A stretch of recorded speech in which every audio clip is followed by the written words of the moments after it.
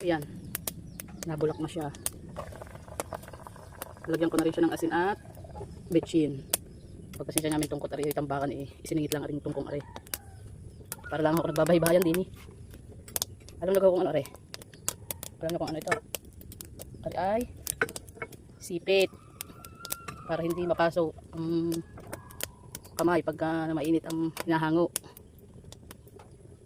Ayun na, nagbubula ka na, may pwede nang kumain. Pero maganda na rin paiga. Yun ang nakikita ko sa nanang at sa inay, paiga. Hindi madaling mapanis. Pero may kahit araw-araw kong pang-ulam, hindi ako sasawa. May para nagbabaybayan din. Hindi ba nakakapagpagawa ng tungko. Yan. Alam niyo gano'n ako'y bata pa.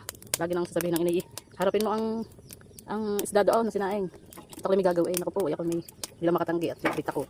Nanay alam naman na hindi ka susunod sa pinag-uutos. Ang gagawin ko yung aking gagatungan ng malingas hanggang sa maiga agad. Yung pala ang maganda doon ay yung paayang-ayang lang ang apoy para mas hindi nabibigla ang luto. Ang akin na may gagatungan para ako na may makagalat makapaglaro. Pag may sunog, ano ka alam mo na. Yun ang buhay. Kaya ako'y aware sa garning pagluluto. Dahil ako'y bata pa nakikita ko sa inay. Ang pagluluto na rin, tapos hinaharap. Sabi harapin mo, baka masunog, baka makain ng aso. Ano kasi ang napalyok ng may lamang isda. Yun lang. Makarami ko pa natutunan nung ako'y bata. Na ngayon ay pwede kong magawa dahil alam ko kung paano.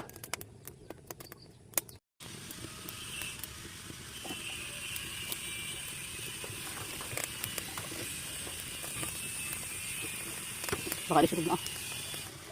Hindi pa. Madami pa ang tubig. Maya-maya ay pwede rin awatan.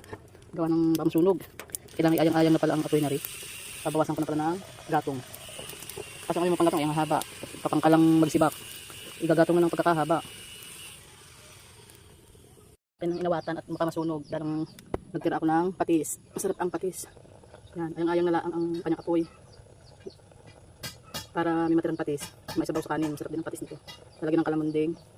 At saka ng sibuyas. Yan, paiga na. Kaya tinanggal ko na ang gatong. Nawatan ko na. Yun lang at maraming salamat. Matagal din ko palang magluto na rin. Hindi lang pag-prepare. Pagluluto pala ay tiyaga din nga talaga. So ito na po ang resulta. Ganan. Okay na po. Pwede na kumain. Yan na po ang sinaing na tambakol. Salamat po sa inyong panonood.